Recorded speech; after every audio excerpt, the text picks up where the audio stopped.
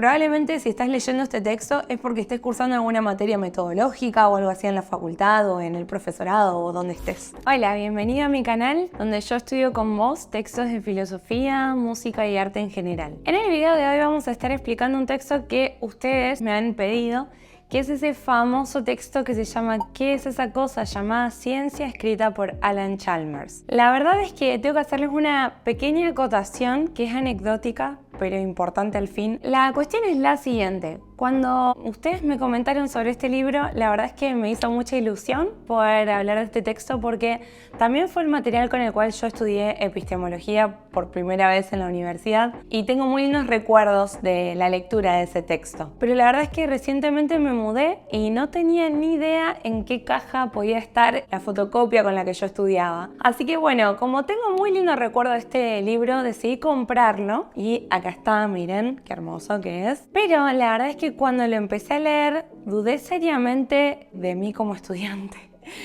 Porque lo empecé a leer y estaba como perdida, no reconocía el orden del índice, cómo estaban organizados los capítulos. Y era tal mi confusión que decidí abrir las cajas y buscar y dar vueltas en mi casa hasta encontrar el anillado para ver qué es lo que estaba pasando. Y bueno, lo encontré, acá está mi querido anillado universitario. Claro, cuando lo empecé a hojear, al anillado nada que ver. O sea, yo les aseguro, ustedes miren, o sea, parece básicamente el mismo libro, ¿no? Pero les aseguro que el contenido de este texto tiene muy poco de parecido a el del libro. Bueno, ¿qué fue lo que sucedió? Básicamente que cuando yo estudié se usaba la segunda edición en español, que es la que yo tenía fotocopiada, y cuando yo compré el libro sin saberlo, vi el gatito en la tapa y confié, y no me di cuenta que esta es la tercera edición. Una cosa importante esto que les estoy diciendo, porque la primera y la segunda edición en español son bastante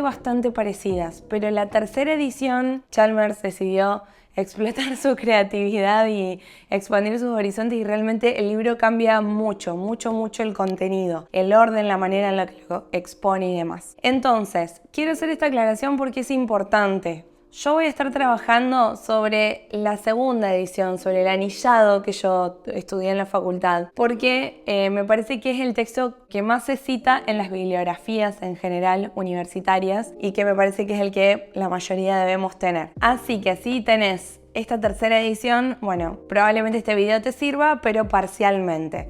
Déjame después en los comentarios con cuál de las ediciones estudias vos y en todo caso, en un futuro, ¿por qué no?, podemos hacer un video de la tercera edición. Comencemos con el texto. Bueno, verán que el libro lleva por título una pregunta. ¿Qué es esa cosa llamada ciencia? La verdad es que es una pregunta que Chalmers va a intentar responder a lo largo del texto y va a ser bastante difícil. Va a partir de la premisa de que hoy en día la ciencia se convirtió en algo así como una especie de religión para nosotros. Cuando leemos que algo fue chequeado científicamente o que estudios científicos afirman determinada cosa, de alguna manera nosotros nos sentimos con la confianza, le damos nuestra cuota de confianza a esos enunciados, a esos productos. Por lo tanto, Chalmers va a tratar de dilucidar por qué tenemos esa fe, esa confianza en la ciencia. Y va a tratar de hacer una línea histórica desde comienzos del siglo XVII, con el que vamos a ubicar como el padre del inductivismo, el primer movimiento científico que vamos a estudiar, y que es el señor Francis Bacon. Bacon dijo que la ciencia de alguna manera tenía que venir a ayudarnos a pasar de la mejor manera posible la vida en esta tierra. ¿Y quién no quiere eso, cierto? A partir de allí entonces vamos a empezar a estudiar el método científico que propone en el inductivismo este señor. Vamos a comenzar entonces con el inductivismo.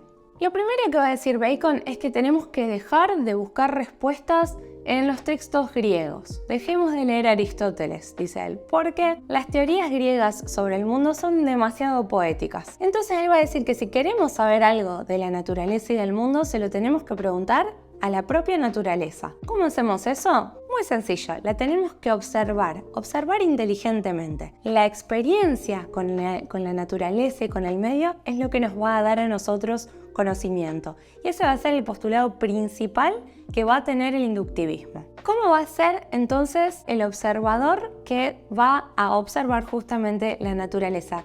Bacon va a decir que tiene que tener dos características que son muy graciosas. La primera es que el observador debe tener una mente libre de prejuicios. ¿Quién pudiera, no? Y la segunda es que debe tener todos sus sentidos sensoriales en estado normal. No puede tener ninguna disminución en ningún sentido sensorial. A partir de allí, este observador va a hacer enunciados, va a declarar cosas que observa y porque tiene esas cualidades vamos a tenerlas en cuenta a sus observaciones. Esos enunciados observacionales, así les vamos a llamar, van a tener ciertas características. Van a comenzar en un inicio siendo singulares, es decir, que él va a observar un fenómeno por primera vez en su vida y lo va a enunciar. A medida que el observador va reiterando esa observación y se empieza a generalizar el mismo hecho, va a poder tener la potestad de hacer un enunciado universal.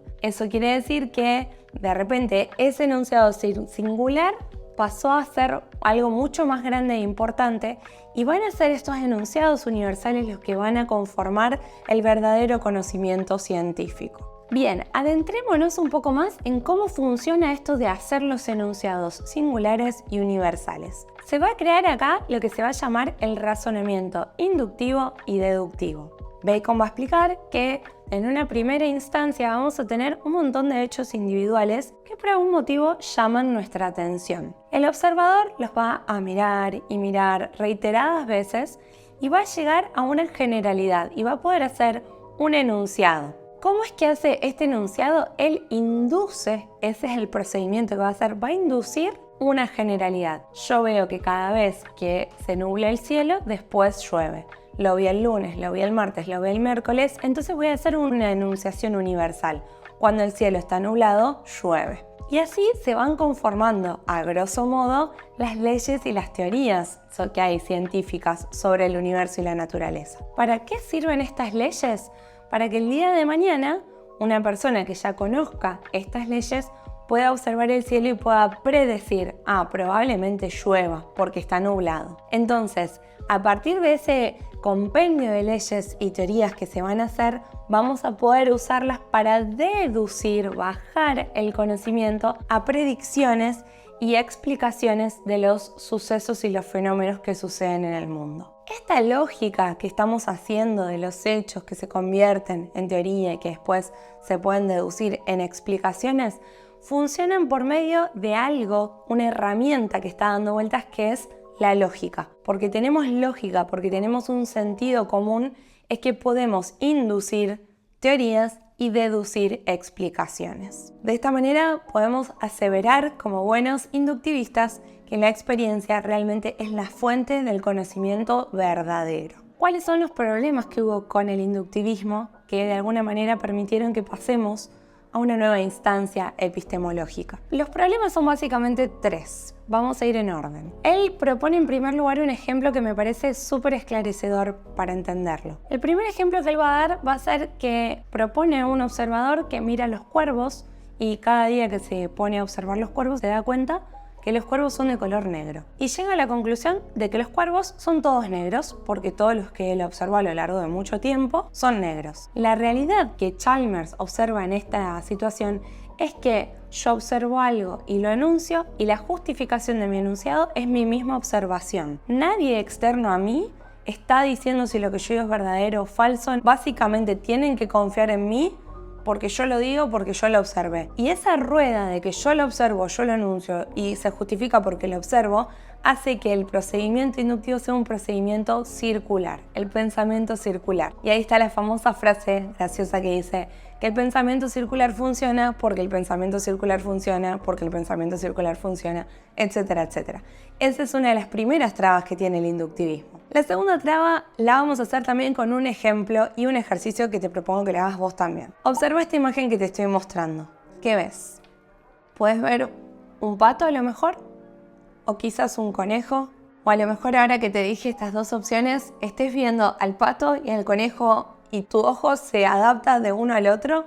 Sí, evidentemente cada uno de nosotros tiene una subjetividad propia que hace que cuando observamos las cosas no estemos completamente libres de prejuicios, ¿cierto? A lo mejor por vaya a saber qué cuestiones personales de cada uno de ustedes vieron primero o al pato o al conejo. Entonces, de esta misma manera, la observación es una cosa sumamente sensible, porque un mismo fenómeno que observamos, si lo observas vos o lo observo yo, puede ser totalmente diferente el enunciado que hagamos al respecto. Entonces, los enunciados no son tan puros y perfectos como pareciera, sino que más bien están ligados a una experiencia que es completamente subjetiva. El tercer problema que Chalmers observa es que si de alguna manera cuando observamos un mismo fenómeno lo podemos ver de distintas formas y todas en realidad son válidas, así como ahí había un pato y había un conejo, el problema es que evidentemente si nosotros nos fuimos interesados por observar algo y tuvimos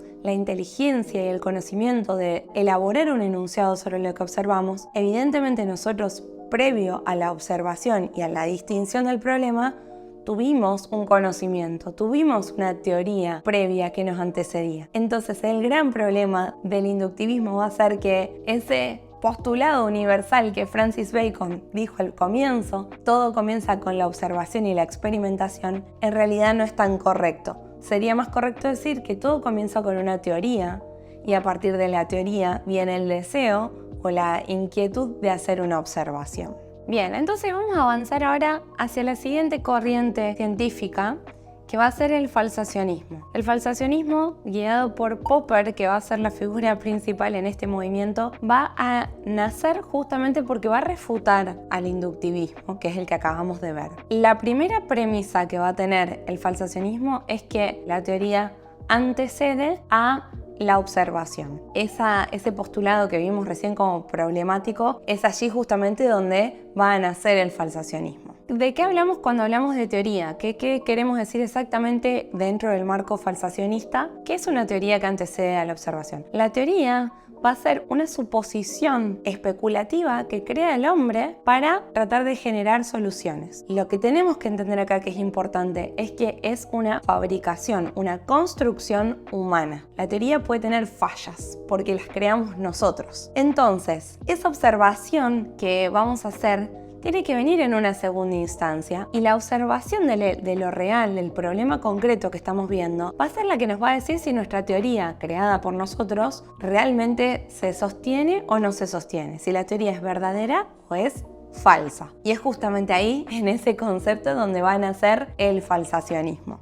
Entonces, todas las hipótesis, todas esas teorías subjetivas que vamos a ir creando necesitan ser falsadas. ¿Qué es este verbo? Este verbo significa que vamos a poner a prueba la teoría y si la teoría sale invicta, funciona, pero puede suceder de que la teoría se caiga. Vamos a ver algunos ejemplos de enunciados que pueden ser falsables y que algunos resultaron verdaderos y otros resultaron falsos. Fíjense este primero. Los miércoles nunca llueve. Es una hipótesis que vamos a falsar. A partir de ahora, todos los miércoles nos ponemos a observar durante, no sé, un año y vamos a darnos cuenta efectivamente que esa hipótesis es falsa, porque en algún miércoles probablemente va a llover. Veamos otra. Los objetos pesados, como por ejemplo un ladrillo, caen directamente hacia abajo al ser arrojados cerca de la superficie de la Tierra si no hay algo que lo impida. Vamos a plantear esta hipótesis que es válida. Vamos a agarrar un ladrillo, lo vamos a soltar y vamos a ver qué pasa.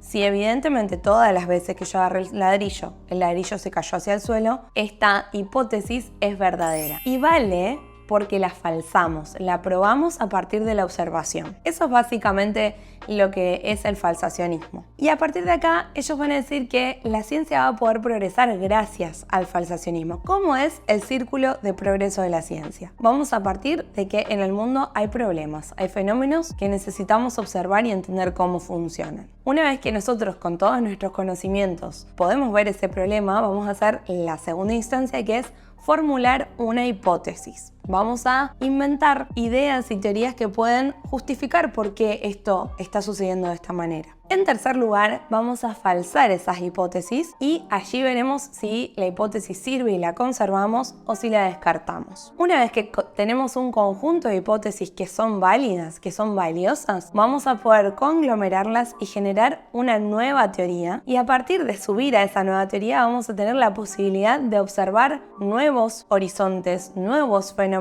y por lo tanto nuevos problemas que harán que esta rueda siga girando, ¿no? Y se vuelva a comenzar. Muy bien, hablemos ahora sobre cuáles son los problemas que existen en el falsacionismo. Básicamente son dos. El primero es que cuando vamos a falsar un enunciado observacional, tenemos que justificarlo, ¿no? ¿Por qué decimos que este enunciado es falso? El enunciado con el cual vamos a falsar al enunciado observacional también puede ser falso. ¿Quién nos garantiza que la herramienta con la que estamos evaluando nuestra hipótesis no es también falsa? Esa es una falla que tiene el sistema falsacionista. La segunda situación problemática que encuentra Chalmers en el falsacionismo es que el falsacionismo no trabaja a medias con las hipótesis, va con todo o la descarta por completo. La realidad es que en la historia de las ciencias hubo un montón de teorías que son grandiosas, al día de hoy muy valiosas, por ejemplo Newton. Newton es una figura súper importante para nosotros al día de hoy. Pero bueno, por supuesto, como todas las personas en este mundo cometen errores, la teoría no estaba técnicamente 100% del todo desarrollada, correctamente escrita y demás. Un falsacionista, si en su momento se hubiese cruzado con las teorías newtonianas, probablemente las hubiera descartado por completo y nos hubiéramos quedado sin una fortuna enorme de conocimiento científico que se salvó gracias a que no pasó un falsacionista por ese camino. Así que esos son los problemas principales que va a haber Chalmers y que evidentemente van a ser los que van a conducir hacia las nuevas corrientes científicas. Vamos a cortar acá el video de hoy porque no quiero que sea muy extenso y quiero que te tomes tu tiempo también para reflexionar sobre esto y en un segundo video hacemos la siguiente parte. Antes de irme quiero decirte algo súper importante. Probablemente si estás leyendo este texto es porque estés cursando alguna materia metodológica o algo así en la facultad o en el profesorado o donde estés. Si bien en el texto Chalmers va presentando cada una de las teorías científicas como si se hubiesen sido descartadas, como si cada una siguiera la siguiente y la desecháramos a la anterior, lo que te quiero recomendar es que si una de estas teorías que estamos viendo a vos te sirve para tu investigación, vos no la deseches, incorporala, porque las teorías al fin y al cabo lo que son herramientas. Y si esas herramientas van muy bien con tu trabajo, sos vos el que va a garantizar que se empleen correctamente. Así que esa es la recomendación que te quiero dejar. Y por último, agradecerte que estés acá por mi canal. Si te gusta este video y te sirve, te pido por favor que le des like, que te suscribas al canal. Y bueno, déjame en los comentarios qué es lo que estás haciendo con el texto de Chalmers. Nos vemos la próxima. Chau, chau.